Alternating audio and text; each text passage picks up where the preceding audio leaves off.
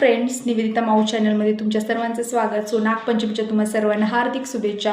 So आज मी तुम्हाला एक छोटासा किस्सा सांगणार आहे. किस्सा असा आहे की आज नागपंचमी आहे, तर नंतर नेहमीप्रमाणे मॉर्निंगला राहुल उठला 9 वाजता. उठल्यानंतर मग तो त्याचं मला बोलला की चहा वगैरे ठेव. मी चहा ठेवला. त्यानंतर मग मी माझं काम करत बसले चहा ठेवल्यानंतर, आणि मला 7 to 4 ड्युटी होती. तर मला राहुल बोलला की तुझ्यासाठी दूध गरम करू का? तर मी बोलले दूध कशासाठी? तर तो बोलला की तुझ्यासाठी. मी बोलले मला दूध अजिबात नको आहे, मला चहा घ्यायचा आहे.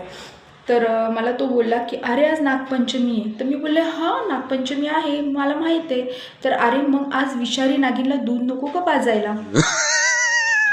तर मित्रांनो, माझ्या घरामध्ये असं सगळं आहे. तुमच्या पण घरी असंच आहे का? कारण माझा नवरा तर मला आता असं बोलला आहे, आणि हे माझ्याच घरी का तुमच्या पण घरी तुम्हाला असं काही असं विशिष्ट काहीतरी बोललं जातं? नक्की सांगा कमेंट्समध्ये. बाय.